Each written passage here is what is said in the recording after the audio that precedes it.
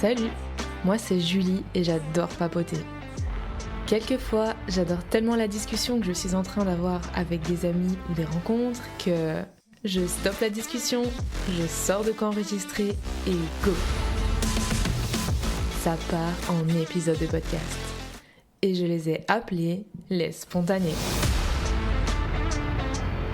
Bienvenue sur le podcast et bonne écoute. Coucou, ici la voix off. Avant de donner le top départ du podcast, je prends une minute pour vous présenter mes invités et le sujet de l'épisode. Aujourd'hui donc, je suis accompagnée de Solène et Automne, qui sont deux copines que j'ai rencontrées en Guadeloupe. C'est la mer qui nous a réunis parce que notre première sortie à toutes les trois, c'était pour une session d'apnée. Voilà, l'apnée qui fera d'ailleurs l'objet d'un prochain podcast, mais bon, j'en dis pas plus, je ne spoil rien. Et puis donc, après, on a fait notre petit bout de chemin, rando, soirée, papote à la plage, de nouveau session d'apnée. Bref, on est devenus amis. Et maintenant, Automne, qui est là depuis 1 an, elle va partir. Alors on a profité de ce podcast pour boucler la boucle en revenant sur nos débuts à toutes en Guada. Nos attentes, vs ce qu'on y a trouvé, ce qu'on a vécu ici. Et dans cet épisode, on partage notre découverte de la vie insulaire pour Solène et moi, et la continuité de celle-ci pour Automne qui a déjà vécu à Mayotte auparavant. Ah, et petite info supplémentaire, voilà, je la cale ici, on fait toutes les trois le même métier. On est toutes les trois psychomotes. Bon allez, je vous souhaite une bonne écoute. Bonjour les filles. Bonjour. Bienvenue sur les spontanés. Alors on peut dire bonjour à la caméra déjà. Après, on va remettre la caméra en place. Oui, parce qu'on est encore une fois sur un podcast filmé. On part sur une année 2026 avec des évolutions des spontanés. Voilà. Ouais. Encore une fois, un petit applaudissement pour les caméras. J'adore. Aujourd'hui, on va parler de notre expérience en Guadeloupe. Je trouve ça trop cool de le faire ce podcast avec vous parce que, en fait, on est toutes les trois arrivées à des moments différents. Du coup, je trouve qu'on est chacune dans notre expérience Guadeloupe à des différents points de notre expérience, j'ai l'impression. Ouais, c'est vrai. Quand est-ce que vous êtes arrivées en Guada, du coup ? Tout début décembre, 5 décembre. 2024, ok. Et toi ? Et moi, le 1er février 2025. Waouh. Ouais. Putain, c'est fou, vous vous souvenez de la date exacte de Ouais, en la... plein carnaval, moi ça m'a marqué. Ah bah oui, j'avoue, c'est la date des billets. Et toi ? Je suis arrivée en mai, je crois. Y a pas la date exacte. Aucune idée. Je crois que j'ai dû commencer à choisir... Je sais pas, le 24, le 19, j'en sais rien. En fait, pour moi, une année, ça débute... Enfin, une nouvelle expérience, ça débute en début d'année. Donc dans ma tête, je suis arrivée en septembre. Ouais. Sauf qu'à chaque fois, je suis en mode septembre. Non, c'était mai. Oui, ouais. Donc la date précise, c'est encore un truc au-dessus. Dites-moi, qu'est-ce qui vous a amené en Guadeloupe ? Moi, souvent, la première question qu'on me dit, c'est genre... attends, comment on dit ça ? Oh là là, un cœur brisé, c'est l'histoire de garçon. Et moi, je suis genre la fuite, la fuite de l'amour, quoi. Bah ouais, exactement. Ah ouais. Alors que moi, clairement, je suis venue pour le travail, j'ai trouvé un CDD ici et à aucun moment, je rêvais de venir en Guadeloupe ou quoi, que je me suis juste dit, ok, ça peut faire une expérience. L'idée, c'était de cumuler les CDD pour découvrir un peu la France. Je pense pas aller si loin, mais voilà. Qu'est-ce qui vous a amené où ici ? Moi, un peu comme toi, c'est pour le travail que je suis venue là. Je revenais d'1 an, du coup, à Mayotte, donc j'avais vraiment beaucoup aimé la vie insulaire et tout ce que ça apporte. J'étais partie pour me réinstaller, du coup, auprès de ma famille. Et c'est vrai que finalement, je tournais assez vite en rond. Le poste ne me stimulait pas tant, ni la vie, j'avais soif de nouvelles découvertes. Et du coup, c'est vrai que je me suis dit, j'ai vu le taf là, ce poste qui m'intéressait vraiment, auquel j'aurais difficilement, je pense, eu accès aussi avec mon peu d'expérience en métropole. Et là, qui me tendait un peu les bras, je me suis dit, c'est l'occasion de cette nouvelle expérience professionnelle et puis de repartir un peu sur une vie insulaire qui est très stimulante. Je me suis dit, allez, let's go, on repart pour de nouvelles aventures en 2025. Et t'avais passé combien de temps à Mayotte déjà ? Pile 1 an, comme là. Ouais, ça fera 1 an pour les 2 expériences. Par année. Ouais. Mais c'est vrai que du coup, ça faisait une année plus scolaire, comme tu décrivais tout à l'heure. Ah oui, Ouais, j'étais arrivée en septembre. Du coup, après l'été, ça faisait un peu rentrée scolaire. Et j'étais rentrée en septembre. Et là, pour le coup, c'est février. Et toi, Solène ? Je pense que depuis le début de mes études, j'aurais bien aimé partir à l'étranger à un moment. Enfin, j'avais un peu tout le monde qui faisait ça autour de moi.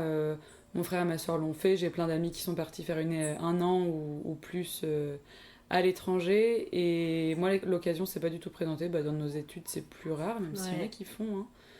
Mais Mais du coup, suite à ça, j'avais quand même envie de travailler directement parce que j'aime bien notre métier. Mais j'avais quand même envie de faire une expérience un peu d'une autre vie, enfin d'un autre type de vie, même de vraiment vivre loin de mes repères, on va dire. Et donc avec mon copain, on avait parlé déjà des îles depuis longtemps. Et donc on s'est décidé à un moment pour sauter le pas et se lancer, voir ce que ça pouvait donner la vie en Guadeloupe. C'était Guadeloupe ou une île en tout cas où on pouvait faire des sports nautiques, c'était le critère. Et donc on avait la Guadeloupe en tête depuis presque le début au final. Voilà. Ok, et la Guadeloupe a été choisie entre les différentes îles, pour quelles raisons? Moi de base, c'est vrai que j'avais plus en tête Réunion. Enfin, à la fin de mes études, en gros, on voulait partir avec des copines. On s'était dit la Réunion parce que c'est ce qui revenait beaucoup. C'est un peu, j'ai l'impression, le truc auquel on pense facilement. Mais justement, vu qu'il y a une école de psychomote là-bas, on s'est rendu compte qu'au niveau des postes, ça allait être compliqué. Moi, j'avais fait quelques candidatures et ça avait trop rien donné. Au final, chacune est partie sur des projets un peu différents. Et au moment où moi, je continuais à en parler, elles étaient vraiment sur des rachats de patientèle ou sur des achats de maison et tout. Elles étaient plus dans les mêmes... Pas les mêmes projets. Pas les mêmes projets de vie, voilà. Et quand j'avais parlé de cette envie-là à mon copain, ça c'est pas tombé dans l'oreille... de n'importe qui, donc il m'a relancé en mode moi je suis chaud de partir, mais Guadeloupe ou Martinique, parce que lui il navigue et donc il faut qu'il y ait pas de requins en gros, enfin des eaux safe et un endroit où on peut exercer facilement. Donc pour lui comme pour moi, Guadeloupe, entre les deux ils connaissaient un peu plus la Guadeloupe, donc Et oui. Ok. donc Ton copain qui s'appelle Octave. Oui, je pense que son prénom reviendra peut-être à des moments, donc je me dis peut-être C'est plus simple pour toi de dire. On parle. Je sais pas. Non mais oui, c'est possible. Donc voilà, donc c'était un peu plus en mode l'aventure, enfin partir pour un autre type de vie, on va dire, pour tester autre chose. Et quels étaient vos rêves sur la Guadeloupe avant de venir? Genre, qu'est-ce que le soir... Comment se leur présenter? Ouais, genre, moi des fois, le soir avant de me coucher, tu sais, je pense un peu à ce que ce sera plus tard, surtout si j'ai des gros projets et tout. Ouais. Qu'est-ce que vous imaginiez à ce moment-là? Avant d'arriver? Ouais, genre en métropole, dans ton lit, comme ça, sous ta couette. Quel genre de vie, Ouais, c'est ça. Quel genre de vie vous voyez en Guadeloupe? Est-ce que vous pensez à la vie? Est-ce que vous pensez aux gens, aux paysages, enfin, aux activités? Moi, je pensais plus aux paysages. Quand je pensais à la Guadeloupe, je me représentais genre un peu la Basse-Terre au final, mais sans forcément l'identifier comme tel, mais en gros... un endroit un peu type jungle, je me voyais un peu vivre dans une petite maison dans la jungle et je me voyais faire du yoga le matin avec Octave en gros. Et pas d'autres gens dans mon imagination, genre je m'imagine un peu une vie reclue, j'ai l'impression, non mais vraiment, en mode on part tous les deux et on fait notre vie un peu proche de la nature alors qu'au final c'est pas du tout le cas. Ouais. Moi dans la nature luxuriante, reclus de tous, avec Octave du coup. Et en train de faire du yoga, je sais pas pourquoi. Je faisais pas de yoga du tout à ce moment-là. Et est-ce que tu fais du yoga maintenant? Une fois au mois. Ah, quand même. Oui, bon. Ouais. Un enchaînement de 10 minutes, tout le temps, mais bon. Mais voilà, non, globalement, c'est un peu la seule scène que j'avais, je pense. Après, j'imaginais un peu l'eau, les poissons, mais sans trop savoir ce qu'on allait y voir, donc c'était pas très concrètement représenté dans ma tête. Comment ça a été de voir en vrai? Genre, si tu mets en perspective cette image avec ce qui s'est passé juste déjà quand t'es arrivée, tu vois, même pas avec tout le recul d'aujourd'hui, mais... Ouais. Après, au final, la vie au quotidien, elle ressemble pas du tout à ça. Genre, je suis dans une résidence, il y a de la végétation, mais c'est beaucoup plus construit. La zone où on est, en grande terre, c'est beaucoup plus construit, surtout vers le gosier, etc. Après... je sais pas si au final j'aurais préféré l'option Basse-Terre, je suis pas sûre, mais d'un côté j'aurais toujours, je pense, le petit questionnement quand même de pas avoir testé la vie plus en Basse-Terre, plus dans la nature. Mais pour des raisons de praticité, c'était mieux de s'installer là. Oui, non, c'est différent, mais c'est plus raccord à... Enfin, ça allait pas bien loin ma vision des choses, quoi. Je pouvais pas passer ma journée à faire du yoga dans la jungle. Donc au final, j'avais pas vraiment d'attente et de représentation et ça s'est construit au fur et à mesure sur un équilibre qui me correspond quand même, avec quand même des temps tranquilles chez moi et des temps pour le coup plus à l'extérieur. T'avais pas genre d'appréhension avant de venir ou tu sais genre un peu hâte pour... Enfin du coup peut-être plus hâte pour l'aspect un peu vivre en solo et yoga, mais pas d'appréhension, de stress ou quoi en me disant oulala? En vrai, j'ai pas trop souvenir d'avoir eu d'appréhension. Je me posais la question quand même de vivre avec Octave, ce que ça allait donner. Après, vu qu'on a commencé en coloc, Justement, les questions se sont pas posées, c'est ce qui m'arrangeait bien. C'était un peu mon plan pour c'est une belle transition, faire la transition de vivre avec quelqu'un, parce que de base, moi, c'était pas... Enfin, c'était quelque chose qui me questionnait beaucoup depuis toujours. Mais du coup, il n'y avait pas non plus trop de stress, vu que j'arrivais pas toute seule.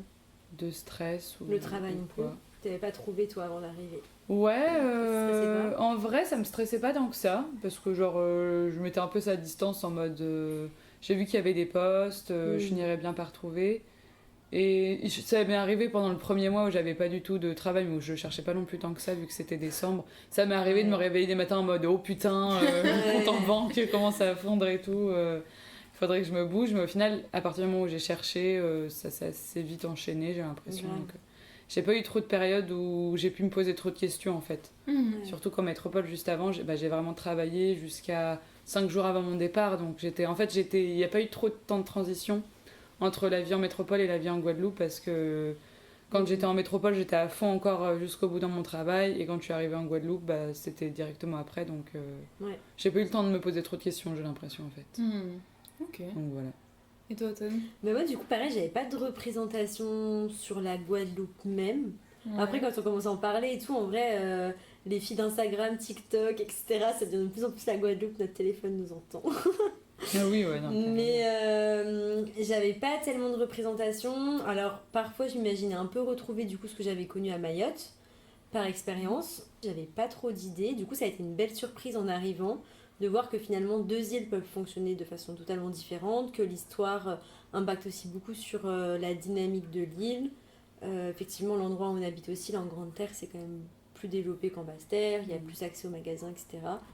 Et du coup, en arrivant, j'étais hyper étonnée. Je me souviens, quand on est venu me chercher à l'aéroport, du coup, vraiment la première route entre l'aéroport et ma première maison, j'étais émerveillée de voir un McDo, de voir Kiabi, de voir Jiffy. Non mais, toutes les enseignes, en fait, très métro finalement, que j'avais pas du tout retrouvé à Mayotte, parce que c'était pas du tout... Et moi, je m'étais dit, c'est pareil, ça va être hyper limité, enfin, ça va être parfois la galère de trouver des trucs, que ce soit au niveau vestimentaire, alimentaire, et en fait, ici, il n'y a jamais de manque de rien. Et ça, c'était très chouette, et de retrouver aussi une vie hyper sereine, un peu safe, où finalement, on est assez libre, et en tant que femme, je me suis jamais sentie en insécurité. Et ça, je pense que ça pouvait être des craintes de me dire, bon... allez, je pars toute seule. J'avais quel âge? 23 ans. Je suis une femme. Bon, comment je vais être entourée? Est-ce que je vais pouvoir être libre finalement d'aller, de venir, d'aller faire mes courses, mes trucs, de courir, de marcher? Et au final, oui, c'est le cas. Donc, c'était une belle surprise, je pense, mes premières semaines. Et en plus, je suis arrivée à la période carnaval. Et là, pour le coup, on ressent, genre, on vibre avec ces événements-là. C'est chargé en émotions les premières semaines. Et je pense que chaque jour, le premier mois, était source de nouvelles découvertes. Enfin, c'était vraiment, chaque jour, je découvrais soit un nouvel aliment, un nouveau légume, des nouveaux jus ou des nouvelles expressions en créole des collègues ou des colocs. Le premier mois, je trouve que c'est toujours hyper intense dans un nouvel endroit. Je trouve ça ouf, du coup, ta vision de la Guadeloupe quand t'es arrivée. En regard que tu mets en parallèle avec ton expérience à Mayotte, parce que tu vois, moi, mon expérience en arrivant, c'est très bonne, mais tu sais, tu parles de ce que tu peux trouver en termes alimentaires, qui a tout. Oui, bon, je suis grave d'accord, il y a genre 99,9% tout ce que tu veux, mais je sais que genre les galères pour trouver des œufs par exemple. Ah oui, c'est vrai. Il y a moi, je les ai eu pas mal. Trucs, et puis bon, là, dernièrement un peu, mais après c'est des trucs tu t'habitues, tu trouves un peu c'est des ça, stratagèmes et tout. Mais c'est vrai qu'il y a des choses un peu différentes quand même dans les magasins. Mais ouais, ça c'est un truc que j'avais jamais expérimenté avant de vivre sur une île. Je me souviens une fois, j'étais en mode je vais me faire des croque-monsieur, je vais chercher du jambon, pas de jambon, j'étais en mode baril. Des croque-monsieur aujourd'hui. Adaptation. Ouais, c'est ça. C'est un truc que j'avais pas connu avant, en mode profusion des aliments quoi. Oui, tu te posais pas la question, tu savais que t'allais en trouver, alors que là il y a certaines choses que... Mais même les chaussures. Genre au tout début, moi je suis toujours un peu en galère de fringues et tout. Et... T'es arrivée sans chaussures? Non, genre je suis arrivée avec chaussures, mais j'avais pas de chaussures ouvertes. Et du coup, je me suis dit, je vais m'acheter des sortes de birks, mais bon, je vais pas acheter la marque Birk, voilà. En me disant, de toute manière, elles vont aller dans l'eau, donc elles vont risquer d'être abîmées assez vite. Bref, je vais dans les magasins et tout. Et pas ma taille. Ok, ça arrive. on m'a dit oui, bah repassez dans 2-3 mois quand le conteneur sera arrivé. Oui, bien sûr. Et du coup, vraiment, j'ai donné mon numéro de téléphone à une dame, genre en mode quand Dans 3 mois. vous avez ma taille, appelez-moi. Elle m'a dit genre peut-être, non, en vrai, elle m'avait dit dans 1 mois ou 2, tu vois.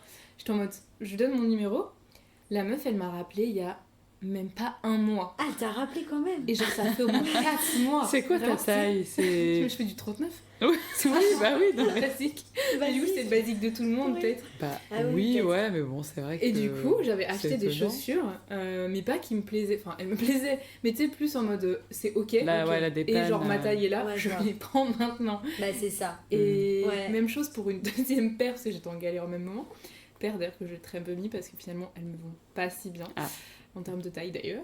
Mais bref, j'ai rencontré ces galères de chaussures et je me dis, pareil, truc que j'avais pas trop rencontré en métropole. Après, ça va, genre ça n'empêche pas de vivre. Ouais, c'est ça. Et, mais voilà, je trouve ça rigolo en mode pour toi, c'est toujours mieux entre guillemets que Mayotte sur ces points-là. Oui, Alors oui. que du coup, pour moi, Oui, pour ouais. moi c'est pas du tout un point négatif, mais c'est plutôt une découverte. Oui, Ouais, les de référentiels sont pas les s'adapter, mêmes. de pas être ouais. rigide, ouais, c'est vrai. Ouais. Ouais, c'est ça.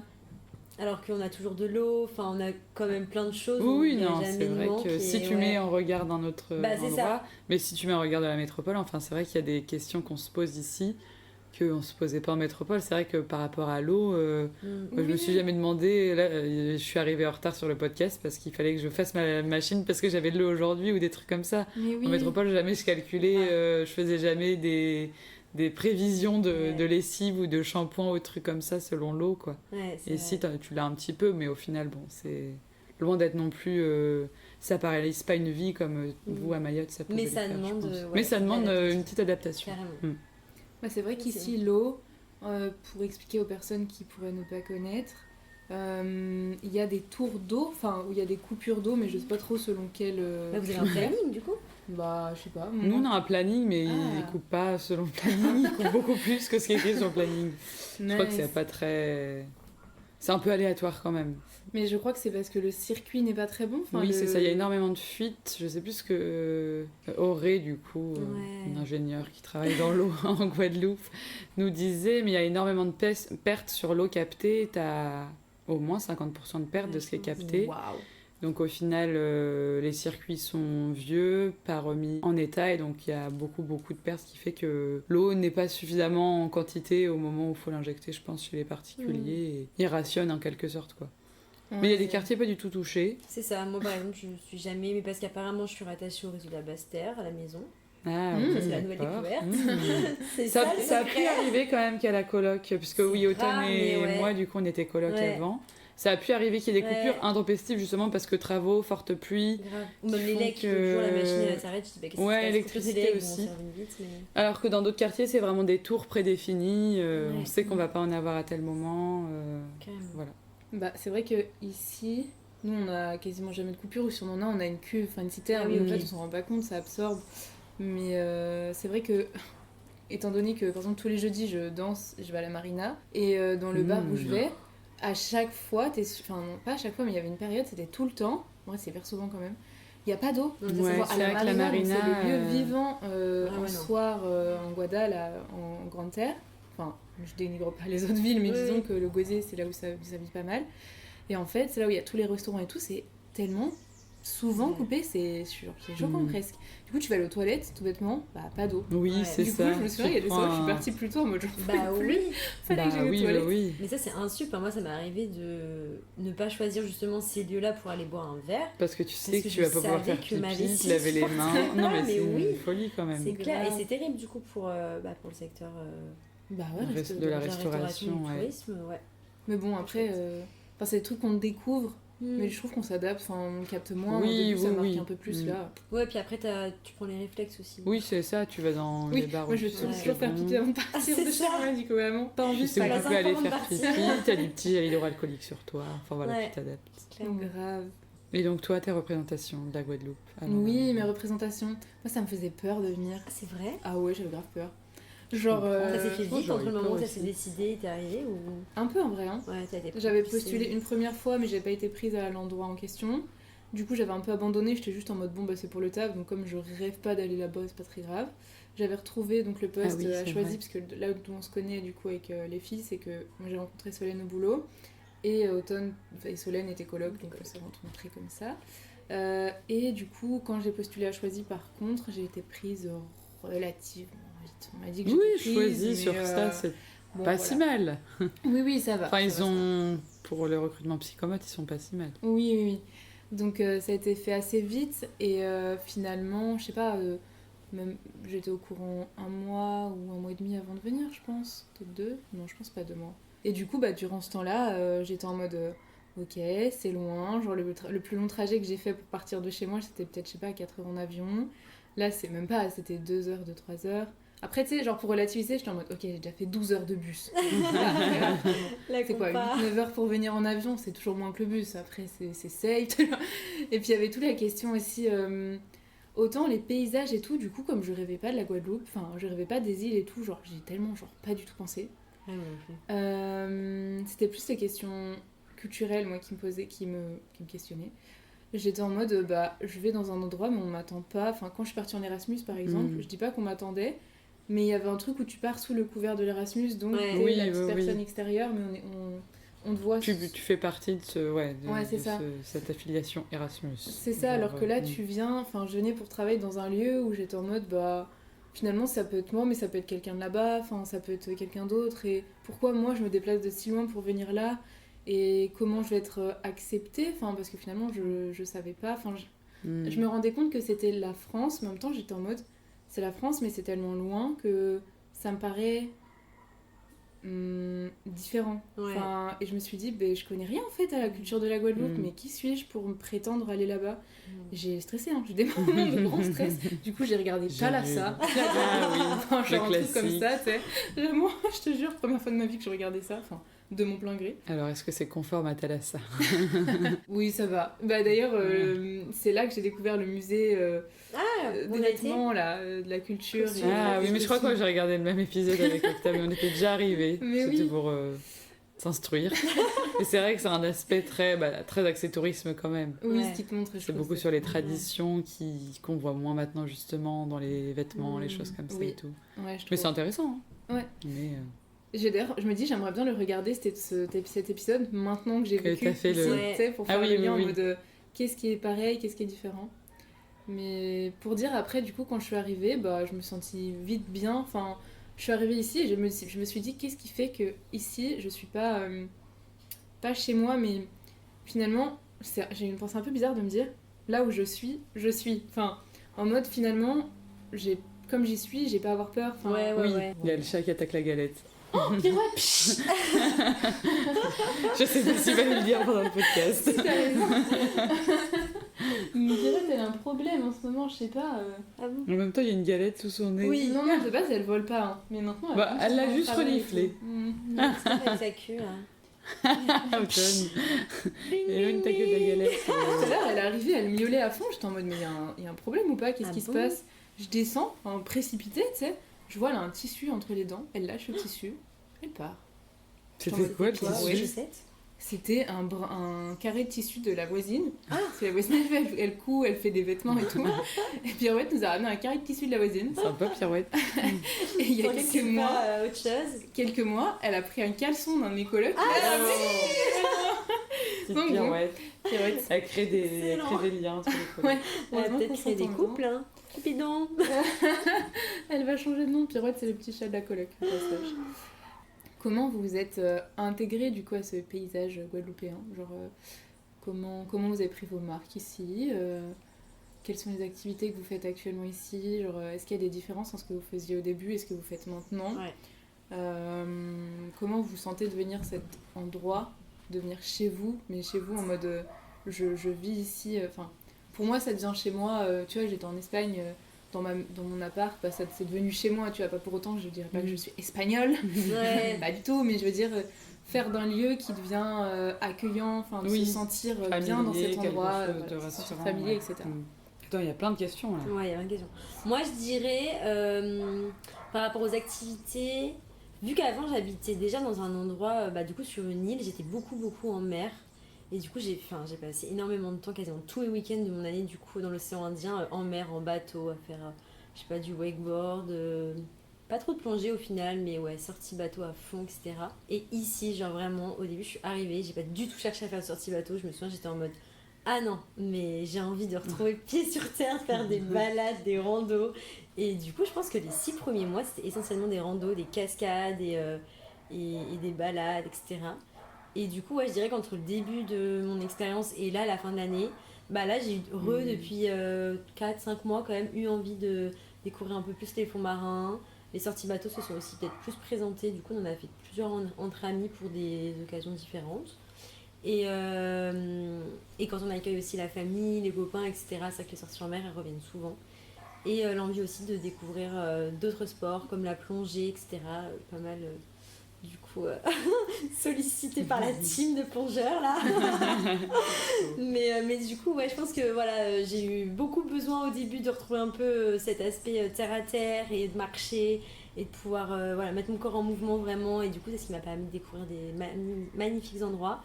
Et en même temps, ben là sur la fin, plutôt en mer, dans l'eau, où je découvre un autre aspect, une autre détente, enfin vraiment, ouais. Est-ce que tu peux décrire les sorties bateau pour les gens qui connaissent pas? Ah yes, bah du coup, la Guadeloupe, c'est vrai que c'est un archipel. Donc on a on a l'île principale de la Guadeloupe, Marie-Galante, la Désirade, les Saintes, et la Petite Terre aussi, qui est une réserve naturelle hyper chouette. Où on trouve encore des espèces préservées, beaucoup d'iguanes sur le petit îlet, et puis aussi en mer avec des raies, des petits requins citrons, barracuda, tout ça, des tortues. Et du coup, il y a beaucoup de sorties qui sont organisées pour passer des journées sur cette île-là, ou alors pour aller un peu découvrir d'autres endroits, d'autres fonds, etc. Donc ça, les copains, ils ont leur permis bateau, ils nous emmènent. On loue un bateau, en gros. Soit on loue un bateau, voilà, il y a un de la team qui se dit allez, je suis capitaine du jour et c'est parti. Soit on fait les touristes et puis on fait voilà, on monte marcher dans les gros katas et on se laisse balader. Et voilà, et là, c'est des journées qui sont assez intenses car on part tôt et on revient tard en fin d'après-midi, et on se prend le soleil toute la journée, on nage, on chante, on danse, on s'hydrate bien et on mange bien aussi. Et du coup, tout ça, ouais, ça crée une belle fatigue. Et c'est quoi que vous kiffez le plus dans les sorties bateau? Moi, je pense qu'au final, ça reste tout ce qui va être snorkeling et tout. Ouais. Être dans l'eau, vraiment, être dans l'eau et voir des trucs, découvrir des nouveaux spots. Mais ouais, c'est quand même le côté être dans l'eau, moi, que je préfère au final. Ok. Et aussi les petits moments coucher de soleil où t'es sur le bateau, tu te fais transporter à la fin et t'es KO de fatigue et tu t'endors à moitié au coucher de soleil sur la rivière salée. Ça, c'est sympa aussi. C'est à clair. ce moment-là. Et ouais. Et je trouve aussi ce truc d'être du coup en mer et de voir l'île sous un nouvel angle. C'est vrai. Où vraiment, parfois on se dit ah là là, mais ça rend ça, cette partie de l'île, ou parfois on est un peu désorienté. Oui, c'est même. ça, tu te repères on se dit, mais c'est quoi la ville en face? Du coup, on regarde la carte, le plan, le truc. C'est vrai, et ça, tu redécouvres l'île sous un autre aspect. Ouais. Et puis voilà, quand le bateau il pulse aussi, et qu'on voit un peu les gaz, et là il y a des sensations. Mais pas trop quand même, tu vois. Non, ça va. Les demi-tours de plus petite terre. Hein. On s'en souvient. Oui, on s'en souvient. Ouais, et toi, tu préfères quoi en mer? Sur les sorties bateau, j'aime bien me rendre compte un peu de l'aspect assez vaste de la mer. Genre, pour moi, la mer, c'est un endroit profond où t'as beaucoup d'eau et, je sais pas, des poissons. Et genre, l'île des Carrettes, par exemple, c'est un petit îlet qui est au milieu de la mer. Et du coup, c'est beaucoup plus petit qu'une île, forcément. Enfin, je dis ça parce que moi, avant de venir ici, je connaissais pas le terme îlet. Oui, c'est vrai. C'est vrai. Et maintenant, c'est familier. Mais... Oui, c'est ça, Carbet, pareil. Je ne connaissais pas ce Carbet, c'est quoi? C'est une construction de... C'est les petites cabanes un peu de plat. Enfin, c'est souvent 4 poteaux et un toit. Ouais. C'est sans mur, quoi, mais ça fait un abri où t'as une table de pique-nique souvent en dessous. Et parfois, t'en as des plus grandes, parfois des sans table. Mais je connaissais pas non plus. Ça fait un petit abri, quoi, souvent sur les plages. Oui, non, moi non plus. L'île des Carrettes, du coup, c'est un tout petit îlet et c'est drôle de voir un bout de sable en pleine mer, quoi, finalement. Enfin, de se rendre compte que la mer, pour moi, c'était une notion d'eau à perte de vue et de grande profondeur, alors qu'en fait, pas du tout. On est en pleine mer, mais on peut trouver un bout de terre en mer. Il y a la barrière de corail où finalement, je trouve ça trop cool de nager à 10 cm des coraux qui sont magnifiques, de serrer le ventre pour se dire faut pas que je les touche. Bon, ça change pas grand chose, mais voilà.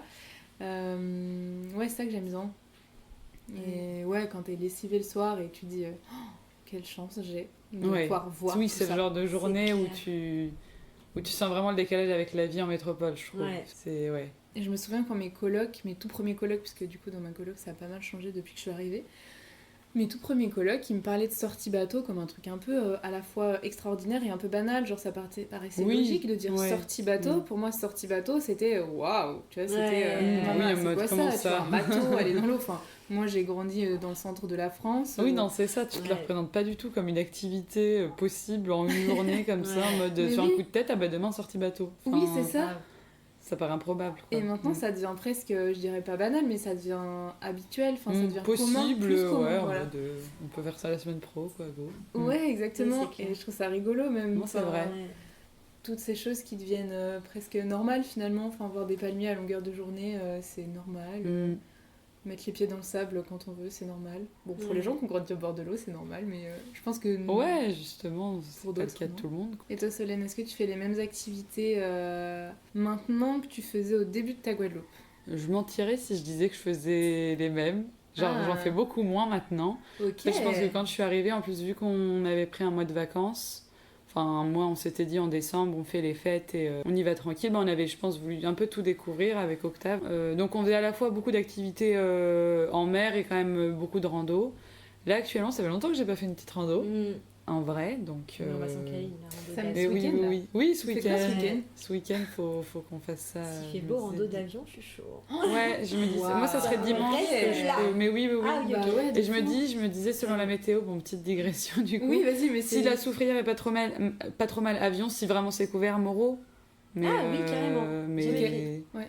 si vraiment Si. ça vaut pas le coup Tu de l'as faire déjà l'avion, fait, quoi. toi Ouais, j'ai fait les deux. Moreau. Si, carrément. Faut que je demande soit Oui, il Octave faut nous que ça soit accompagne, ok soit. pour les conditions. Hein. Oui, oui, oui. Parce que sinon, c'est mort.